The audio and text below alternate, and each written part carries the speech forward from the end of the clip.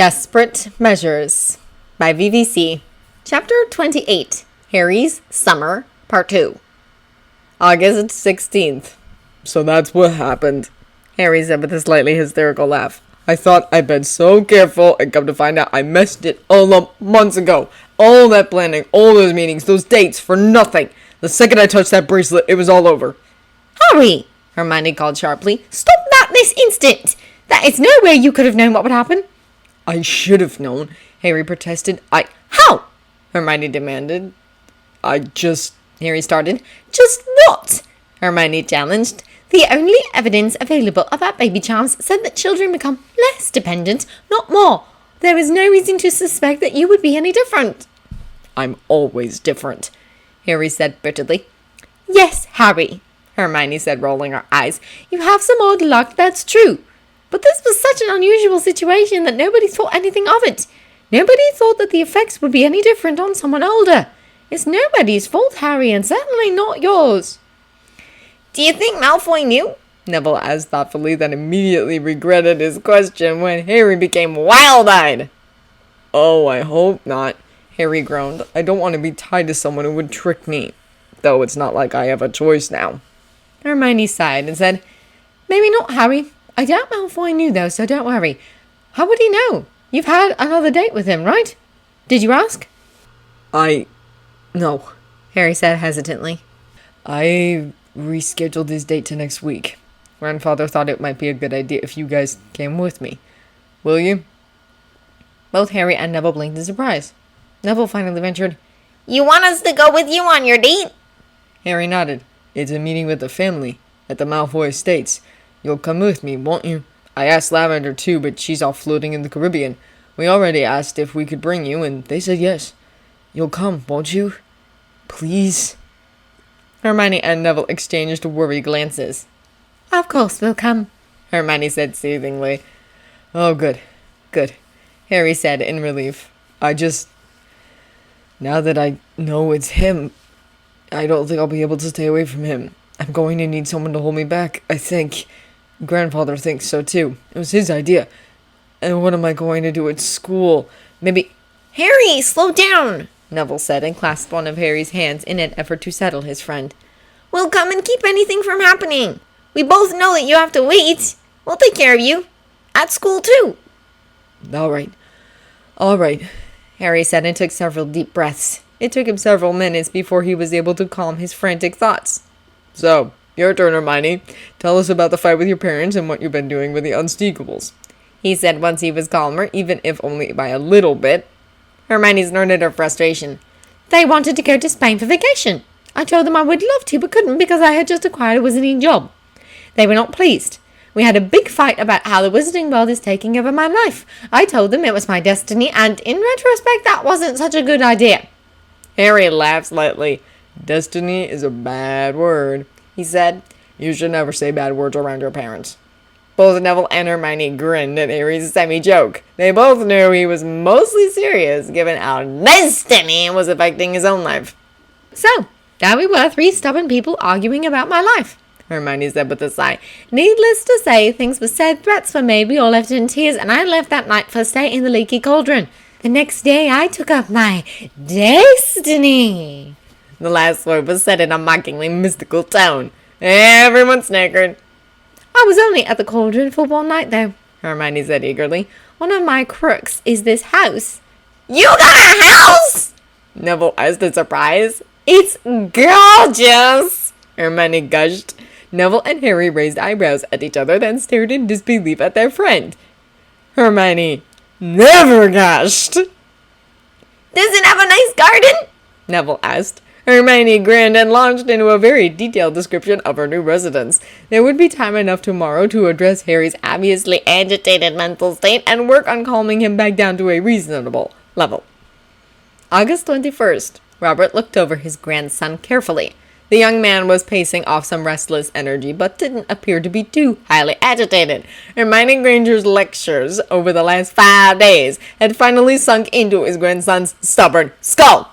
She had succeeded in doing in 5 days what he hadn't managed to accomplish in over 2 weeks. He figured it must be because of their long friendship. Harry had gotten used to the idea that his friend was almost always right.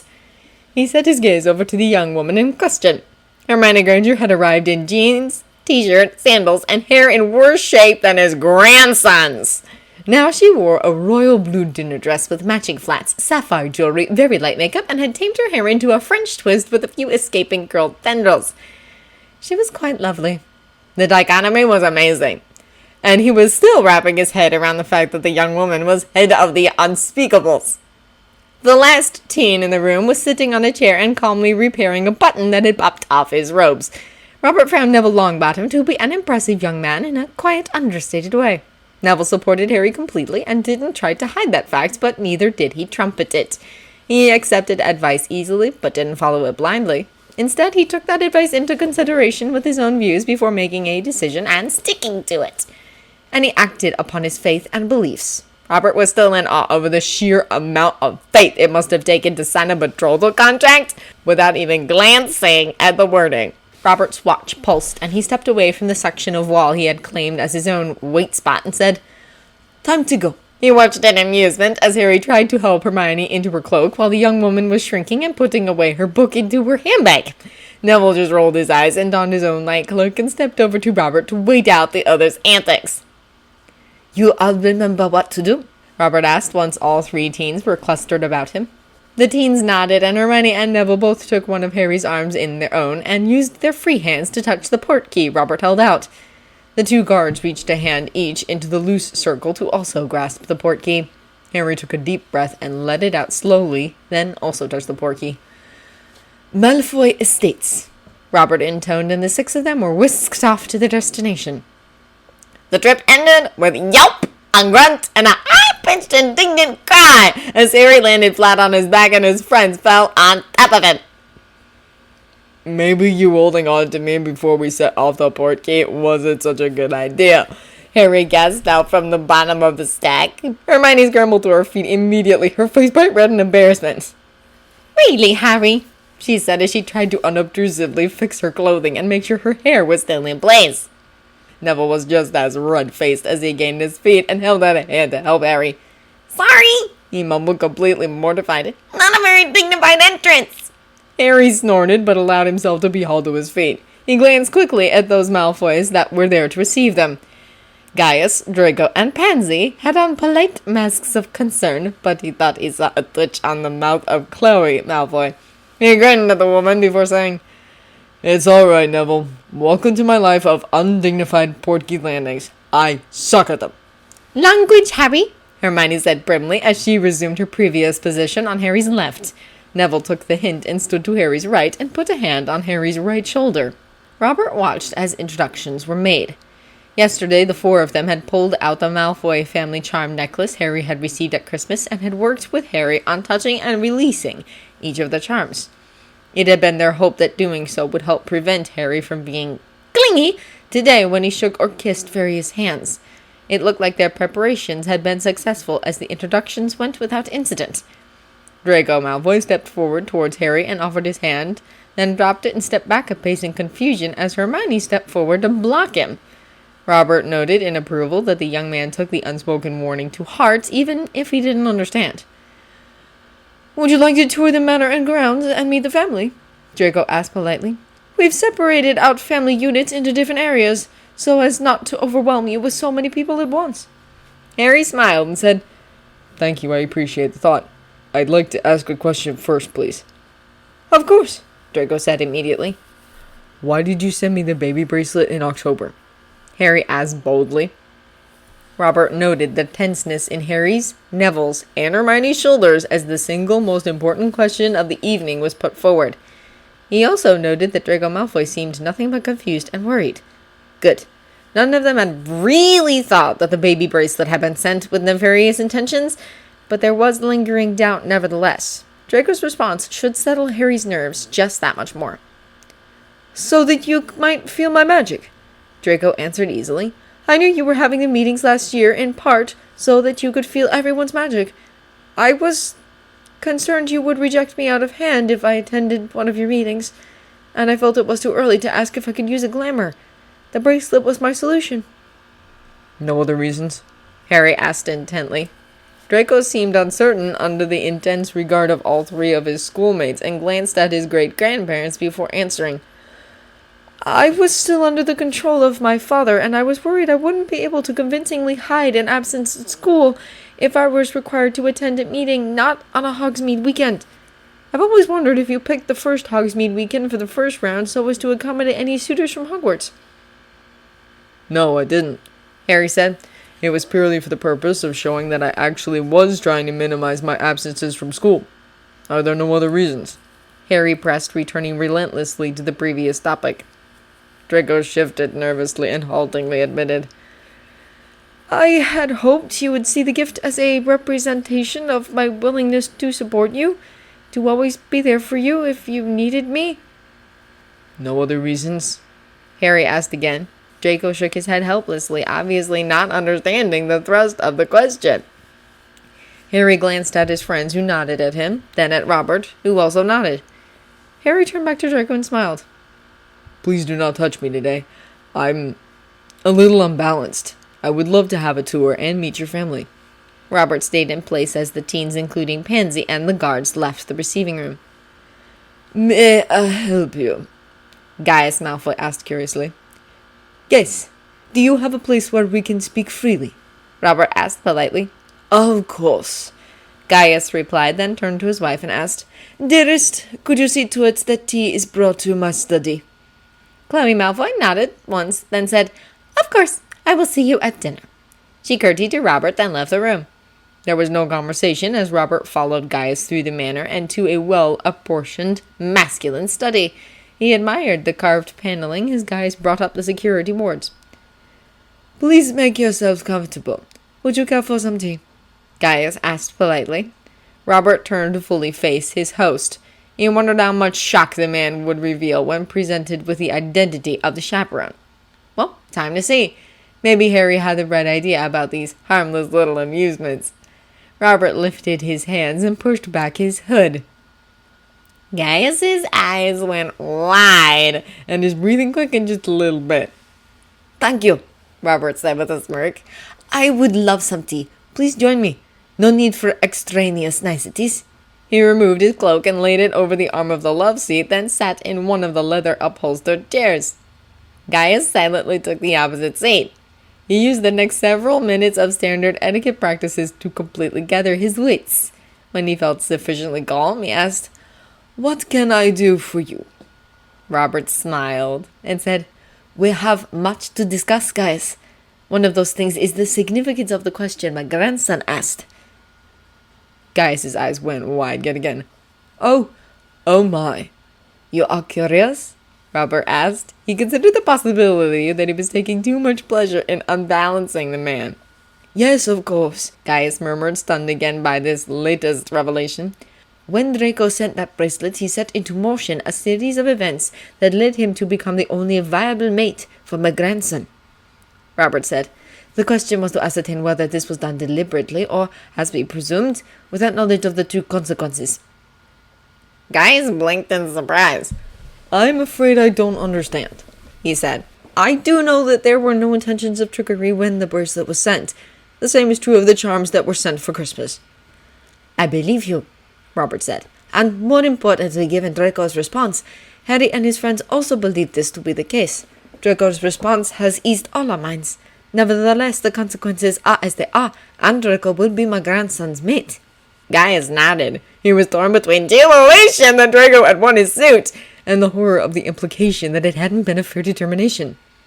Are you willing to explain? Yes, Robert nodded and took a sip of tea. As I'm sure you are aware, a young child invariably grows out of any dependence they may have had on the baby bracelet. Undoubtedly, this is because the child becomes more confident in themselves. They do become more interested in asserting their independence, Gaius agreed. Indeed, Robert said. Looking back, it is easy to see that Harry was a different case entirely, however. Gaius leaned back and thought about what, other than age, might be so drastically different about this scenario to have caused problems. He drew in an alarmed breath in realization and tensed in his chair. He became dependent. He did, Robert acknowledged. As he entered the spore, his dependence started to increase instead of decrease. Gaius continued, then stopped when the other man shook his head. We believe that Harry was dependent on the charm by Christmas, Robert said. The magical sensitivity, Gaius said in understanding. Exactly, Robert agreed. It was quite a source of consternation for Harry to realize that all those hundreds of dates he went on were basically a wasted effort. Not a wasted effort, Gaius said, shaking his head. There would have been quite the outcry if he hadn't proceeded as he did. Robert chuckled. Yes, well, it took the better part of 3 weeks to convince him of that. Gaius smiled slightly. I presume that his dependence upon the charm was only recently discovered. Yes, Robert acknowledged. There was an accident the last week of July, and Harry lost contact with the bracelet for nearly an hour. By the time the bracelet was retrieved, he was completely frantic. And that was just due to the loss of the charm. He nearly had a total nervous breakdown when he realized the implications that, despite all the care that we had taken to be fair to everyone, the copships were over the moment he put on the bracelet. I thought you said he was dependent by Christmas, not immediately. Gaius asked with a frown. Harry was not thinking clearly after the accident and believed differently, Robert said dryly. It was another 3-week effort to convince him otherwise. I see, Gaius said. He sighed. I am pleased that Draco has won Mr. Potter's hand, but I wish it had been a true victory. Robert laughed in amusement. Do not fret so. I was already writing the alliance contract for our families in March. Gaius looked quite surprised. Indeed. Oh, yes, Robert said with a chuckle, then leaned forward conspiratorially. It was always Draco this and Draco that. So-and-so's gift wasn't as nice or as well thought out, as appropriate as Draco's, and after January's date, it was so-and-so wasn't as interesting a conversationalist as Draco, or didn't set up as unique of a date as Draco. Draco. He was aware of Draco's identity, Gaius asked curiously. Robert laughed again. He's always known. I think he plans on revealing that during dinner for everyone's amusement, he said, then returned to the previous topic. And then there was Harry's date with Martin Goyle. Oh, Gaius asked. He had heard from Martin that the date had gone well and that Mr. Potter had seemed accepting of the information he had received about the Malfoy family. Martin had withdrawn in late June after receiving a mysterious letter. Martin had told the Dark Lord that he had been eliminated, but had informed Gaius that the requirements delineated in the letter contradicted his sworn duties. He understood that reason, now that he knew just what Mr. Potter's status was within Veela society. Robert raised his eyebrows pointedly at Gaius's attempt at innocence in regards to his admittedly benevolent interference. Gaius smiled slightly and said, I think I'd like to pretend that I had nothing to do with that date. Of course, Robert said with a smirk. We'll all just ignore the vassal oaths, then, that would have held the man to secrecy without express permission. Of course, Gaius said, still smiling slightly. Robert chuckled. After that, it became Draco this and Draco that, and do you know what his family is doing? I assure you that I was already certain of Draco's win, barring any nasty surprises, of course. His friends agree with me as well, should you feel inclined to ask them. None of us informed Harry, however, and let him keep his illusion of fair play. And he was fair. He just didn't realize he had already subconsciously made the choice. I am glad to hear that, thank you, Gaius said in relief. May I tell the rest of the family about the situation with the bracelet? I would prefer you tell only your wife and those whom you deem need to know the information, Robert answered. Harry will inform Draco himself at some point after the meeting. This information could be damaging, should it accidentally reach the wrong ears. Gaius nodded his understanding and obedience. So be it. Did you bring the alliance contract with you? Has the date been chosen for the meeting? Robert pulled a scroll from his robes and held it out, but did not release it when Gaius grasped the other end. He looked the other man in the eye and said, The mating will not happen until Christmas, and I will tell you why. He released the scroll and waited for Gaius to compose himself from yet another shock. Why wait so long? Gaius asked eventually after setting the scroll aside. Why risk entry into stage 4? And so Robert told Gaius about Harry's link to Voldemort and what they thought would be necessary to eliminate it. Understandably, Gaius did not appear pleased. This is a desperate gamble you are taking, Gaius said somberly. Robert smiled grimly. Desperate situations call for desperate measures. Gaius poured himself and his guest more tea and thought about all he had been told. Will Draco be told why he is going to be tormented for the next 4 months? We leave that to your discretion, Robert said. If he is told, it might lessen his reactions and reduce the power behind the completion of the bond in December. Therefore, perhaps it is better if he remains ignorant. On the other hand, he is an intelligent young man and may figure out why, thereby eliminating any benefit in not telling him. Gaius sighed and nodded. That is true. He has told me about your grandson's link to the Dark Lord Voldemort, and so I know he is quite aware of it. I believe that even if he was not told, he would figure out the puzzle before the start of school. Then he'd just be annoyed. It will be best to simply tell him. I will take care of that tonight after your departure. Thank you, Robert said as he picked up his tea. I apologize for my abruptness, but I find myself quite curious about something and would like to ask you a question. We do have limited time until dinner is served and much to discuss. Please ask, Gaius said, then added dryly. A few more shocks to my system today shouldn't do me any harm. Robert chuckled appreciatively, then said, I wonder about your grandson Lucius. With your family's activities, I find his public opinions to be odd. Is there some reason he split with the family? Will it affect his son and therefore heavy? Gaius sighed sadly. Lucius, he started then sighed again. Lucius is proof that I am as capable as anyone at making mistakes. Abraxas, my son, died when Lucius was 6 years old. Officially, Abraxas died from dragonpox. However, that was only the partial truth. Abraxas contracted dragonpox while on a business trip to China, as he had several times before, and realized that fact soon upon his return. He immediately went to St. Mungo's for treatment, a treatment that entailed a curative potion and a night in the hospital for observation. He had a bad reaction to the potion? Robert asked curiously.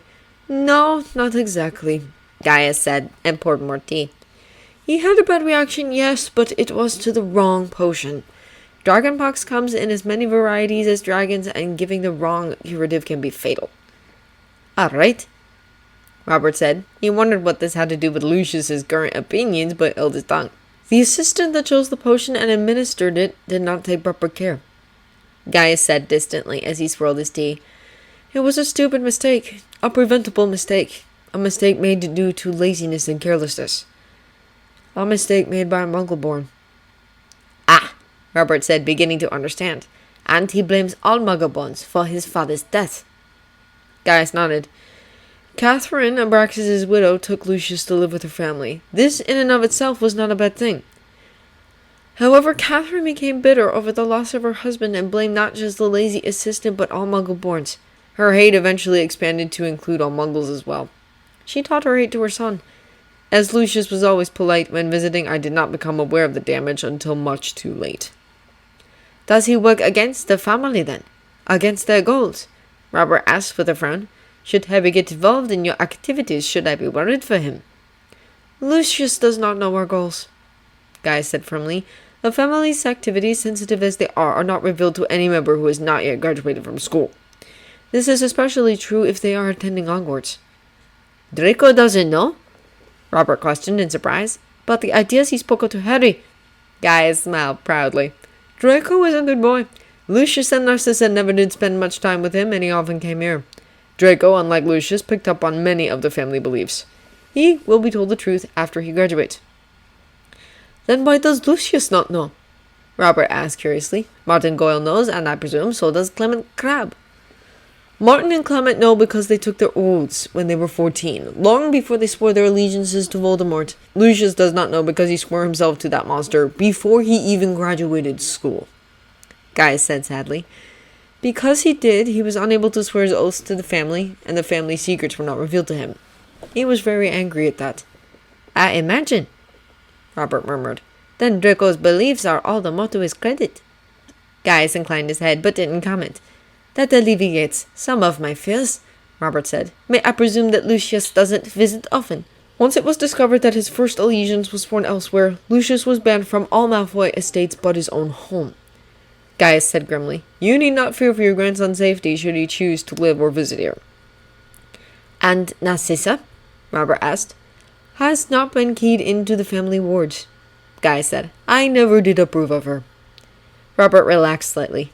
I am glad to hear that, though I am also sorry at the essential loss of your grandson. Gaius gave a small bitter smile. I thank you. Will this cause problems for Draco and Harry once the meeting is made public? Robert asked. They may try, but between us I am sure we can provide safety for the boys and any family they have, Gaius said indifferently. Robert nodded and sipped his tea. Do you have any other fears for your grandson's happiness? Gaius asked politely. Not at the moment, Robert said with a smile. I do have a question related to your family's activities. Please ask, Gaius said. I will answer whatever you wish. Do you have many vassals in Britain? Robert asked boldly. This was actually Harry's question. He had been worried about the future safety of the myriad of nameless vassals that came with his new family. About a quarter of our vassals are in Britain, Gaius answered easily. It wasn't an unexpected question after all. As a mark of our forthcoming alliance, and as a secret in return for the secret of your family's clandestine activities, let me tell you about the prophecy and the danger it presents to you and your vassals. The two men spent the remainder of the time until dinner in deep discussion about the future of Britain and how they might prevent the destruction from spilling too far into other countries. Dinner. Pansy studied her dinner companions as she solidified some ideas in her head. She had come to a variety of conclusions, and not all of them from just what she had observed today. For instance, the meeting had been rescheduled from August 6th from 10 a.m. to 2 p.m. to August 21st from 2 p.m. to no later than 10 p.m. Just the rescheduling from a 4-hour window to an 8-hour window had twigged her suspicions. At the very least, Draco must be in the very final running. And then there was the request for the invitation to be extended to include Neville Longbottom and Hermione Granger. To her, that seemed that Harry was looking for the approval of his friends for the final contestants. She wasn't sure about that last conclusion, though, once the party had arrived. She'd heard from Draco that Potter had a hard time with Portkey Landings, but she hadn't expected the boy to go sprawling and take his friends with him. It had been a very amusing sight, and she'd had to exert a great amount of control not to laugh at the people pile on the floor of Malfoy's reception room. But once the three had righted themselves, Potter's two friends had taken up positions of protection to either side of him. That had twigged her suspicions, too. She'd watched Potter very carefully then. The boy hadn't had any problems when greeting herself, Chloe, or Gaius, but then Granger had stepped forward to block Draco when Draco had offered his hand. Granger hadn't seemed hostile in any way, though it was quite obvious in her expression that Draco would be getting to Potter only over her dead body. To refuse Draco contact was odd. Potter was still wearing Draco's bracelet, so the problem obviously wasn't fear of incompatibility. The only other viable reason she could come up with was that Potter was truly getting desperate for a mate and feared that touching an acceptable suitor might make him throw rationality to the wind and try to mate that instant. This conclusion was supported when Potter had had to be pulled away by his friends from a good dozen different family members. If Potter found some of the non-suitor Malfoys so desirable, then how would he react to Draco? It was no wonder they weren't allowing Draco any contact. One thing she'd concluded from that behavior was that Potter was not just a little unbalanced, he was a lot unbalanced. He seemed calm and rational on the surface, but she'd noted on several occasions that Potter's hands were shaking. Plus, his friends were extremely attentive, much more so than could be accounted for if they were there simply to offer their opinion or approval. Third stage desespoir must really be affecting Potter badly. She'd read about third stage, of course, but none of the Malfoy half or full Veela had ever progressed so far into desespoir, and so she'd no real-life experience to draw upon for comparison. Despite his not-so-obvious state of unsettledness, Potter had comported himself very well through all 3 hours of the family introductions and meetings. She'd been impressed. Potter was also very good with the children. Little 3-year-old Zyla had asked to touch Potter's scar, and while the Malfoy adults had all tensed in expectation of Potter becoming offended, Potter had simply kneeled down and let the little girl touch him. When Zyla had declared the scar ugly and told Potter that she should get rid of it, the Malfoy said blanched. But all Potter had done was nod solemnly and say he'd see what he could do. She'd watched the responses of Neville and Granger during that little interchange and had seen them grimace and twitch, respectively. She wondered then if there was already something Potter was planning in an attempt to get rid of his scar.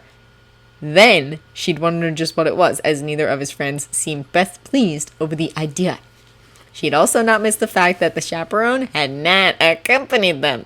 Draco hadn't missed that fact either, and had gotten a hopeful look on his face. She'd glared him back into sensibility, but she too found the chaperone's absence to be a promising sign. After all, why else would the chaperone need to speak to the head of the Malfoy family except to discuss an alliance? Now they were finally sitting down to dinner, and Pansy was watching their guests suspiciously. She knew Neville had been raised with etiquette lessons, and so wasn't surprised that her fiancé was acquitting himself well at the formal dinner. She had thought that neither Granger nor Potter had, however, which made it quite surprising that they were also doing well. Granger was making occasional small mistakes, which Pansy took as an indication that her knowledge was new. Proper formal dinner etiquette was not yet a habit for her. Still, Granger was doing acceptably well enough to not cause any offense. Potter was doing very well. Surprisingly well, really. Just where had Potter been taught proper table manners? Who had taught him, and why? And just where had Potter had a chance to sufficiently practice so that those manners were now habit? Some of the questions she still had about Potter were quite frustrating. Of course, she still wasn't sure she liked him. She knew, though, that was mostly because she was nervous about how Potter would view her relationship to Draco should the two mate. Would he accept her, or would he try to push her out? Just because she was going to be married didn't mean that she didn't want Draco in her life. Perhaps she ought to take the Gryffindor approach. Potter, Pansy said at a break in conversation. Yes? Harry asked politely, turning his attention from Chloe to the girl sitting across from him. How do you feel about my relationship with Draco? Pansy asked, unable to keep all the defiance out of her voice. Harry blinked in surprise, then smiled slightly. I think it's fine. It was Pansy's turn to blink in surprise. You do know that I'm his daughter by magic, don't you? Yes, Harry said with a nod. Draco told me in his letters, and then Neville told me about his conversation with Draco. Best wishes, by the way. Pardon? Pansy asked, unable to reconcile what appeared to be Potter's easy acceptance of the odd situation between her and Draco. Best wishes on your betrothal, Harry clarified. I haven't received your present yet, so I wasn't able to bring it tonight. Forgive me? Of course, Pansy said reflexively. You're fine with this? With the fact that if you and Draco mate, that I'd be your stepdaughter? Harry laughed lightly. Yes, I'm fine with it. I do admit that it seems a bit odd that I would have a daughter older than me, though. Still, should we mate, there would always be a place for you in our home. If you've been worrying about that, please don't. Family is very important to me, and you would be family. Pansy smiled slightly at Potter's response. Perhaps he wasn't so bad after all. May I ask another bold question? But of course, Harry said with a grin. I'm a Gryffindor. We thrive on bold questions. Pansy smiled back. What was your reaction when you read Draco's first summer letter and discovered his identity? She asked. She was very curious about this topic and knew Draco was as well, though he would never ask. She narrowed her eyes in suspicion when Neville choked on his water and Granger picked up her napkin out of her mouth. She stared at Potter, who now had a smirk on his face. Why, whatever do you mean? Harry asked innocently, trying not to burst out laughing. He glanced at Chloe Malfoy and winked. The matriarch raised an eyebrow at him, but also started to smile. You know what I mean, Pansy said suspiciously. What was your reaction when you first realized that it was Draco courting you? Harry's smirk grew into a grin. Why, I thought that his choice in rings was most excellent. A most practical gift that I still appreciate greatly. Hedwig likes it too. Pansy stared uncomprehendingly for a moment. Then she realized just what it was that Potter was saying and started grinning back. Draco started sputtering. Granger and Chloe started giggling. Neville, Gaius, and Harry started chuckling. Several of the nearby family members also started showing their mirth. Pansy couldn't hold it any longer and burst into loud, helpless laughter. Draco was still sputtering, but was also now turning a lovely red. But, But how? I was so careful. I made sure there was never anything in those letters that would make you suspect me. How did you? What betrayed me? Harry's chuckles graduated to laughter, as did Chloe's giggles, and he was unable to answer. Harry waved towards Neville, who thankfully was not only occasionally snickering and could actually answer. You have very distinctive handwriting, Malfoy, Neville said with a grin. I don't! Draco protested indignantly. My handwriting's not any different than that of anyone else who learned to write using Anderson's primer. you have this little curlicue that you add to your capital T's. Neville said, demonstrating with a finger in the air. And your capital M's have a long tail.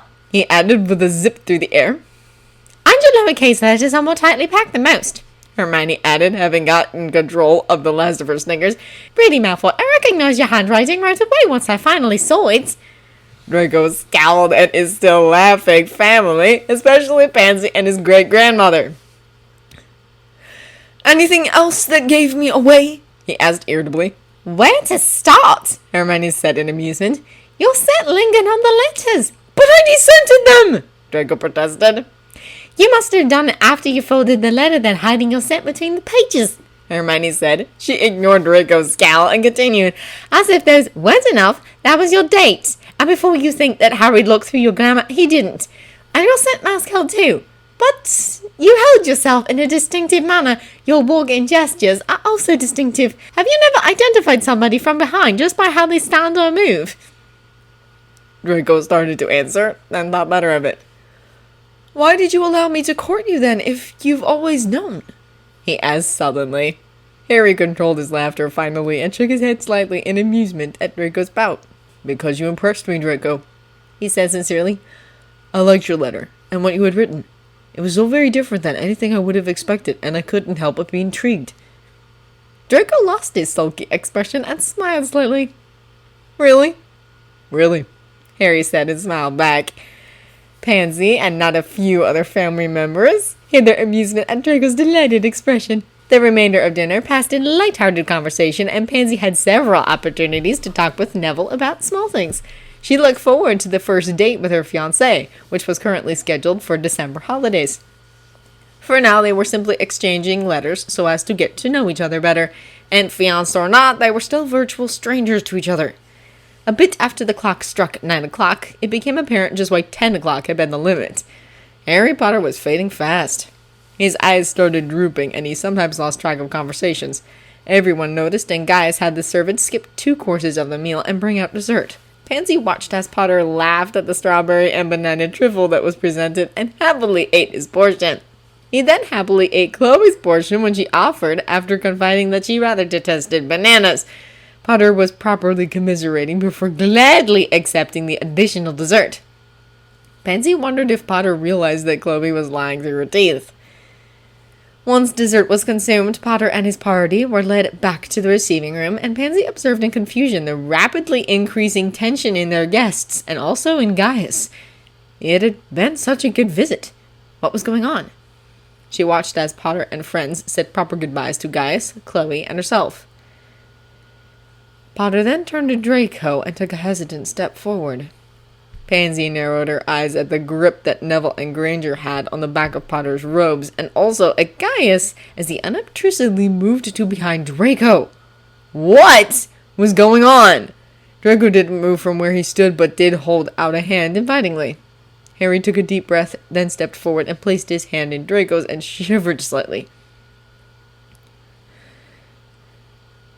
Thank you for a wonderful evening, Potter said softly, then stepped right up next to Draco, wrapped his free hand around Draco's neck, and kissed him full on the mouth! The explosion of magic made Pansy stagger backward a step in shock. She wasn't that powerful magically, but even she could sense the acceptance in the magic that swirled about Potter and Draco. A moment later, Gaius pulled Draco away from the kiss, while Neville and Granger pulled away Potter. A moment after that, the entire party disappeared. Pansy cried out in shock and outrage, then frantically yelled, "What is going on?"